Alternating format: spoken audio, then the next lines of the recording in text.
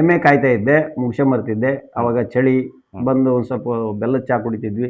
ಬೆಲ್ಲದ ಚಹಾ ಕುಡಿದು ಹುಲ್ಲು ತಗೊಂಬರೋದು ಮಾಡೋದು ಮಾಡ್ತೀವಿ. 1ನೇ ಕ್ಲಾಸ್ಗೆ ಹೋದ್ವಿ, ಸೇರಿಸಿದ್ವಿ, ಎಲ್ಲ ಏನೇನೋ ಮಾಡಿದ್ವಿ. 7ನೇ ಕ್ಲಾಸ್ವರೆಗೂ ನಾವು ಹಳ್ಳಿಯಲ್ಲೇ ಕನ್ನಡ ಶಾಲೆಯಲ್ಲೇ ನಮ್ದಿದು 7 ಕ್ಲಾಸು. ಆಮೇಲೆ ಕ್ಲಾಸ್ ರೂಮ್ ಇಲ್ಲ ಆಗ. ಆಮೇಲೆ 1971ದಾಗ ಇದು ವಾರ ಆಯ್ತು, ಇಂದಿರಾ ಗಾಂಧಿ ಪಾಕಿಸ್ತಾನ ವಾರ ಆಯ್ತು. ಅದಕ್ಕೆಲ್ಲ ಡಬ್ಬೆ ಇಟ್ಕೊಂಡು ಇದು ಮಾಡಿದ್ವಿ. ಶುಕ್ರವಾರ ಸರಸ್ವತಿ ಪೂಜೆ ಮಾಡ್ತಿದ್ವಿ. ಆಮೇಲೆ 72ರಲ್ಲಿ ಹೈಸ್ಕೂಲ್ಗೆ ಹೋದ್ವಿ. ಹೈಸ್ಕೂಲಿಗೆ ತುಮ್ಮಿನಕಟ್ಟಿಗೆ 6 ಕಿಲೋಮೀಟ್ರ್ ಅಪ್ ಆ್ಯಂಡ್ ಡೌನ್ ಕಾಲು ನಡಿಗಿಂದ ನಡ್ಕೊಂಡು ಹೋಗಿದ್ವಿ. ಕಾಲಿಗೆ ಚಪ್ಪಲಿ ಇಲ್ಲ, ನಡ್ಕೊಂಡು ಹೋದೆ. SLC ಪಾಸ್ ಆಯ್ತು. SLC ಹೋಗಿ ನನ್ನ 22 ಮಂದಿ ಇದ್ದರು 1ನೇ ಕ್ಲಾಸ್ನಿಂದ ಹಿಡಿದು ನನಗೆ ಕ್ಲಾಸ್ಮೇಟ್ಸು. ಎಲ್ಲರೂ ಹೋದರು, ನಾನು ಒಬ್ಬನೇ ಹೊರಗೆ ಬಂದವನು ಕಾಲೇಜಿಗೆ. ನಮ್ಮ ಅಪ್ಪ ಕಳಿಸ್ದ. ಬಂದ್ವಿ. ಇದು ಮುಗಿಸಿ ರಾಣೆಬೆನ್ನೂರಾಗ ನಾನು PUC ಮುಗಿಸಿದೆ. ಡಿಗ್ರಿನೂ ಇಲ್ಲೇ ಮುಗಿಸಿದೆ ಎಕನಾಮಿಕ್ಸ್ನಲ್ಲಿ. ಆಗ ನಾವು ಊರಿಗೆ ಹೋದಾಗ ಮತ್ತು ರೈತರ ಕೆಲಸ ಮಾಡ್ತಿದ್ವಿ. ಆಮೇಲೆ ಇಲ್ಲಿ ಓದ್ಕೊಂತನ ಊರಿಗೆ ಹೋದಾಗ ಹವ್ಯಾಸಿ ನಾಟಕ ಮಾಡ್ತಿದ್ವಿ ರಜಾದಾಗ. ಹವ್ಯಾಸಿ ನಾಟಕ ನನಗೆ ನಾಟಕ ಅಂದ್ರೆ ಹವ್ಯಾಸ. ಈ ಕಾಲೇಜಿನಲ್ಲಿ ಏಕಪಾತ್ರಾಭಿನಯ ಮಾಡೋದು, ಅದು ಮಾಡೋದು, ಇದು ಮಾಡೋದು, ಒಂಥರ ಡಾನ್ಸ್ ಮಾಡೋದು, ಅವು ಇವು ಅಂದ್ರೆ ಭಾಳ ಒಂಥರ ಇಷ್ಟ. ಅದು ಊರಿಗೆ ಹೋದಾಗ ನಾಟಕ ಮಾಡ್ತಿದ್ದೆ ನಾನು. ಆಮೇಲೆ ಲಾಯರ್ ಆದ್ವಿ, ಎಲ್ಲ ಆದ್ವಿ. ಲಾಯರ್ ಆದಮೇಲೆ ಒಂದೆರಡು ನಾಟಕ ಮಾಡಿದ್ವಿ. ಆಮೇಲೆ ದುಡಿಮೆ, ಹೊಟ್ಟೆಪಾಡು, ಮದುವೆ ಆಯಿತು, ಮಕ್ಕಳು ಎಲ್ಲ ಇದು ಮಾಡಿದ್ವಿ. ದುಡಿಲೇಬೇಕಾಯ್ತು, ದುಡಿದ್ವಿ. ದುಡಿದಾದ್ಮೇಲೆ 2021ರಿಂದ ಮತ್ತೆ ನಾಟಕ ಫೀಲ್ಡಿಗೆ ಬಂದೆ ನಾನು.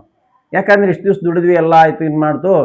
ಇನ್ನು ಮೇಲೆ ನಾವು ಒಂದು ಸ್ವಲ್ಪ ನನಗೂ ಹವ್ಯಾಸ ಇದೆಯಲ್ಲ, ಚಲನಚಿತ್ರ ಕಥೆಯಾದ ಕಾಳ ಫೈನಲ್ಲಿ ನಮ್ಮ ಕರ್ಬಸವಯ್ಯ, ನಾವು ಅವರ 100ನೇ ಚಿತ್ರ ಅದು. ಇನ್ನು ಈಸ್ ನೋ ಮೋರ್, ನನ್ನ ಬೆಸ್ಟ್ ಫ್ರೆಂಡ್. ಕಥೆಯಾದ ಕಾಳ 100ನೇ ಚಿತ್ರ ಅವರು. ಅದರ ಕಾಮಿಡಿ ರೋಲ್ ಮಾಡಿದ್ದೀನಿ. ಪೂಜಾರಿ ಪಾತ್ರ. ಮೈಯ ದೇವ್ರು ಬರೋದು, ಸುಳ್ಳು ಹೇಳೋದು, ದೇವದಾಸಿ ಬಿಡಿಸೋದು, ದೇವದಾಸಿ ಪದ್ಧತಿ ಮತ್ತು ಅಸ್ಪೃಶ್ಯತೆ ಅದ್ರ ಬಗ್ಗೆ ಹೆಂಗೆ ಮಾಡ್ತಿದ್ರು, ದೌರ್ಜನ್ಯ ಹೆಂಗೆ ನಡೀತಿತ್ತು ಅನ್ನೋದ್ರ ಬಗ್ಗೆ.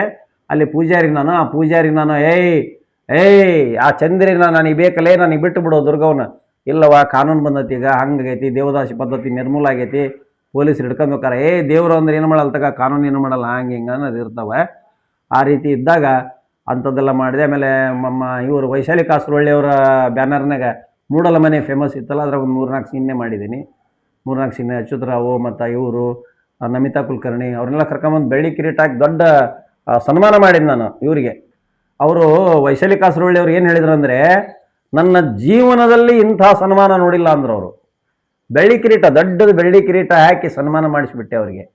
ನನಗೆ ನೋಡಿ ಸರ್, ನನಗೆ ಇಷ್ಟ ಅಂದರೆ, ನಾನು ತಿಮ್ಮನಗೌಡ ಅಂತ ಒಂದು ನಾಟಕ ಬರೆದಿದ್ದೀನಿ. ಇಲ್ಲಿದೆ ನೋಡಿ, ಇಲ್ಲಿದೆ ತಿಮ್ಮನಗೌಡ ಪಾತ್ರ. ಇದು ಪಡ್ಲಿ, ಬಂದೂಕು ಎಲ್ಲ ಅದಕ್ಕೆ ತರಿಸಿರೋ ಬಂದೂಕು, ಪಡ್ಲಿ ಇಲ್ಲಿದೆ ನೋಡಿ ಸರ್. ಇದು ಹಿಸ್ಟೋರಿಕಲ್ ವಿರುದ್ಧ ಹೋರಾಟ ಮಾಡಿದ್ದು, ಬ್ರಿಟಿಷ್ ವಿರುದ್ಧ ಹೋರಾಟ ಮಾಡಿದ ನೈಜವಾದ ಕತೆ ನಾನೇ ಬರೆದಿದ್ದೀನಿ. ಅವ್ರ ಮನೆಗೆ ಹೋಗಿ 1911 ಹುಡ್ತಾನೆ, 1943 ಸಾಯ್ತಾನೆ. ಮೈಲಾರ ಮಹಾದೇವ ಅವರು, ಇವರು ನಮ್ಮ ಮೈಲಾರ ಮಹಾದೇವ ಅವರು ಸಮಕಾಲೀನರು. ಅಂಥ ಒಂದು ಸಂದರ್ಭದಲ್ಲಿ ಈ ಕಥೆಯನ್ನು ಬರೆದು ಮಾಡಿದ್ದೀನಿ. ಸಾಮಾಜಿಕ ಅನೇಕ ನಾಟಕಗಳನ್ನು ಮಾಡಿದ್ದೀನಿ.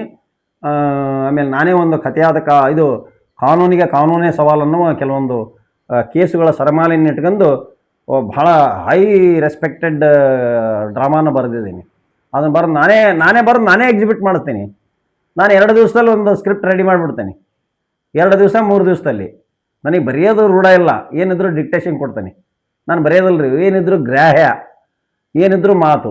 ನಾನು ನೋಟ್ ಮಾಡ್ಕೊಂಡು ಏನೂ ಮಾತಾಡೋದಿಲ್ಲ. ಈಗ ಮಾತಾಡಿದ್ದೇನೆಲ್ಲ ಇದು ನೋಟ್ ಇಲ್ಲ, ಎಲ್ಲ ಅನುಭವದ ಆಧಾರದ ಮೇಲೆ ಎಲ್ಲ ಪಿನ್ ಟು ಪಿನ್ ಹೇಳ್ಕೊಂತ ಹೋಗ್ಬಿಡ್ತೀನಿ. It should not be oppose to the public policy. ಇನ್ನೊಬ್ಬರಿಗೆ ಹ್ಯಾರಾಸ್ಮೆಂಟ್ ಇರಬಾರ್ದು, ಇಲ್ಲೀಗಲ್ ಆಗಿರಬಾರ್ದು. ಈ ಥಿಯರಿ ಇಟ್ಕೊಂಡು ನಾನು ಮಾತಾಡಿದಾಗ ಅದರಲ್ಲಿ ಸತ್ಯ ಇರಬೇಕು. ಇಷ್ಟ ಮಟ್ಟ ನಾನು ಏನು ಮಾತಾಡಿದ್ರೆ ಎಲ್ಲದು ಸತ್ಯನ ಮಾತಾಡಿರ್ತಾನೆ, ಸುಳ್ಳು ಮಾತಾಡೋಲ್ಲ ನಾನು.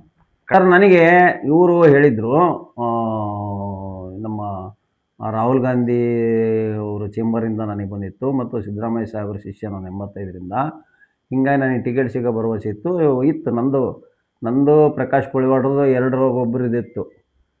ಸೊ ನನಗೆ ಅವ್ರಿಗೆ ಅಂತ ನಾನು ಸ್ವಲ್ಪ ಫೈನಾನ್ಷಿಯಲಿ ಬಲಾಢ್ಯ ಇಲ್ಲ, ಖರ್ಚು ಮಾಡುವಂಥ ಶಕ್ತಿ ನನಗಿಲ್ಲ. ರೈತರ ಮಗ ಆದರೂ ಕೂಡ ನಾನು ಖರ್ಚು ಮಾಡೋದಿಲ್ಲ, ನಾನು ಖರ್ಚು ಮಾಡೋನೂ ಅಲ್ಲ, ನಾನು ತಿನ್ನೋನೂ ಅಲ್ಲ, ಕೊಡೋನೂ ಅಲ್ಲ, ತೊಗೊಳ್ಳೋನೂ ಅಲ್ಲ ನಾನು.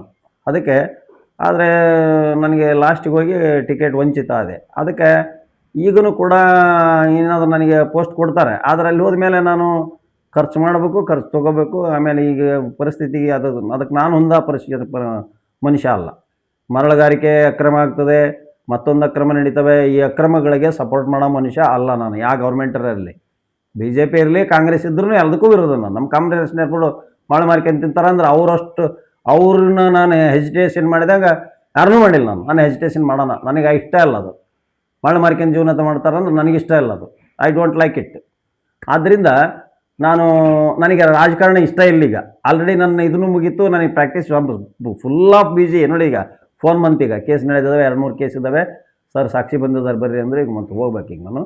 ಸೊ ಅದರಿಂದ ನನಗದು ಇಷ್ಟ ಇಲ್ಲ. ನಾನು ರಾಜಕಾರಣಕ್ಕೆ ಇಂಡಿಪೆಂಡೆಂಟ್ ಹೋಗಲ್ಲ ಏನು ಮಾಡಲ್ಲ. ಬಟ್ ಕಿಂಗ್ ಮೇಕರ್ ನನಗೆ ಬೇಕಾದಂಥ ವ್ಯಕ್ತಿ ಇದೆ. ಸಮರ್ಥ ಅವ್ರು ನೋಡ್ರಿ, ಸಮರ್ಥ ಅವರು ಪ್ರಚಾರ ಮಾಡಿ ಬಂದೆ, ನಿಮ್ಗೆ ನೋಡಿದಿರಿ ನೀವು. ನಾನು ಪ್ರಚಾರ ಮಾಡಿದ್ದು ನಿಮಗೆ ಬಂದಿರ್ಬೇಕು, ವೈರಲ್ ಆಗಿರ್ಬೇಕು, ನನ್ನ ವೈರಲ್ ಆಗ್ತವೆ. ಆದ್ದರಿಂದ ಸಮರ್ಥ ಅವರು 5,000 ಮೇಲೆ ಆರಿಸಿ ಬರ್ತಾರೆ ಅಂತ ಹೇಳಿದ್ರೆ 5,900 ಓಟ್ನೇ ಆರಿಸಿ ಬಂದ್ದಾರೆ. ನನ್ನ ಸಮೀಕ್ಷೆ ಕರೆಕ್ಟ್ ಆಗಿದೆ. ಒಂದು ಲಂಗಾದವಣಿ ಹಾಕಿ ಹುಡುಗಿ ಮಾಡಿದ್ರು ನನ್ನ. ಎಷ್ಟು ಚೆಂದ ಆಗಿತ್ತು ಅದು ಹುಡುಗಿ ಪಾತ್ರ ಅಂದರೆ, ಆ ನನ್ನ ಫೇಸೇ ಅಷ್ಟು ಚಂದವಾಗಿ ಟ್ರೋಲ್ ಮಾಡಿದ್ರು ಅದನ್ನು, ಲಂಗಾದವಣಿ. ಅದು ಯಾಕಂದ್ರೆ PUC ಇದ್ದಾಗ ನಾನು ಹುಡುಗಿ ಡಾನ್ಸ್ ಪಾತ್ರ ಮಾಡಿದ್ದೆ. ಈ ಭಕ್ತ ಕುಂಬಾರದಾಗ ಮಂಜುಳಾ ಹೇಳ್ತಾಳಲ್ಲ, ತುಂಬಿ ಬಂದ ಪ್ರಾಯವಮ್ಮ ಗಂಡು ಹೆಣ್ಣು ಗಂಡ ಹುಡುಕಿ ಕೂಡೋ ಸಮಯವಮ್ಮ, ಅದಕೊಂಡು ಡಾನ್ಸ್ ಮಾಡಿದ್ದೆ. ಅದು ನೆನಪಿ ಬಂತು. ಅಂಥದ್ದೇ ಮಾಡಿದ್ದಾರೆ. ನಾನು ಅಷ್ಟೇ ಸುಂದರವಾಗಿದ್ದೆ ಅವಾಗ. ಅದನ್ನೇ ಮಾಡಿದ್ರು ಅವರು. ಸೊ ಅವರು ಟ್ರೋಲ್ ಯಾಕೆ ಮಾಡ್ತಾರೆ ಅಂದರೆ, ಕೆಲವೊಬ್ಬರು ಹೈಜಿನಿಕ್ ಮಾಡ್ತಾರೆ, ಕೆಲವೊಬ್ರು ಲೋ ಜೆನಿಕ್ ಮಾಡ್ತಾರೆ. ನಾನು ಅದರ ಬಗ್ಗೆ ಬೈತಾರೆ, ಏನೇನೋ ಮಾತಾಡ್ತಾರೆ, ಏನೇನೋ ಬಿಡ್ತಾರೆ. ನೋಡಿ ಸರ್, ಬೈದರನ್ನ ನಾನು ಯಾವಾಗಲೂ ಗೌರವಿಸ್ತೇನೆ. ಯಾಕೆ ಗೌರವಿಸ್ತೇನೆ ಅಂದರೆ, ಅವ್ರಿಗೇನೋ ನಾನು ಅವ್ರ ಇದಕ್ಕೆ ಅಡ್ಡ ಹೋಗೀನಿ ಅಂತ ಅರ್ಥ. ಒಬ್ಬ ಭ್ರಷ್ಟಾಚಾರ ಮಾಡ್ತಾನೆ, ಅವನ ಬಗ್ಗೆ ನಾನು ಮಾತಾಡಿದ್ದೀನಿ. ಒಬ್ಬ ಕಳವು ಮಾಡ್ತಾನೆ, ಅವನ ಬಗ್ಗೆ ಮಾತಾಡಿದ್ದೀನಿ. ಅವ್ನು ಇನ್ನೇನು ಮಾಡೋಕ್ಕೆ ಸಾಧ್ಯ ಆಕತಿ? ನನ್ನ ಇದ್ರಿಗೆ ಬಂದು ಬೈಯೋಕ್ಕಾಗಲ್ಲ, ಇದನ್ನು ಮಾಡ್ತಾನೆ ಅಷ್ಟೇ. ಅದರಿಂದ ನನಗೆ ಖುಷಿ ಆಕೈತಿ ಸರ್. ನನಗೆ ಕೆಲಸ ಇಲ್ದಾಗ ಅಥವಾ ಸಬ್ಜೆಕ್ಟ್ ಸಿಕ್ಕರೆ ಬಂದ್ಬಿಡ್ತಾನೆ. ವಿಷಯ ಸಿಗಬೇಕು. ಲೋ ಶಕ್ತಿ ನಿನಗೆ ಮರ್ಯಾದೆಯಿಂದ ಹೇಳ್ತಾನೆ, ಇದನ್ನು ಈಗ ಹಾಕಿರೋ ಕಾಮೆಂಟನ್ನು ನೀನು ಡಿಲೀಟ್ ಮಾಡಬೇಕು. ನಿನಗೆ 30 ಸೆಕೆಂಡ್ ಟೈಮ್ ಕೊಡ್ತೀನಿ. ಮಾಡಲಿಲ್ಲ ಅಂದ್ರೆ ನಿನಗೆ ಬ್ಲ್ಯಾಕ್ ಮಾಡ್ತೀನಿ. ಮಾಡು ಲೇ. ಮನೆಯ ಮೊದಲು ಹೇಳ್ತಿ ಮಕ್ಕಳಿಗೆ ಸರಿಯಾಗಿ ಕೂಳು ಹಾಕೋದು ಕಲೀಲಿ, ಆಮೇಲೆ ಕಾಮೆಂಟ್ ಮಾಡುವಂತಿ. ನನಗೆ ಕೆಲಸ ಇಲ್ಲ ಅಂತಿದೆಯಲ್ಲ, ಮತ್ತು ನೀನು ನನ್ನ ಲೈವ್ ನೋಡ, ನೀ ಎಷ್ಟು ದರಿದ್ರದಿ. ಇಡ ಬೋಸುಡಿಕೆ ತೆಗಿಯೋದನ್ನ ತೆಗಿದೇ ಬ್ಲ್ಯಾಕ್ ಮಾಡಲೆ ಇದನ್ನು ಹಿಂಗೆ ಬೈಯೋದು ನಾನು.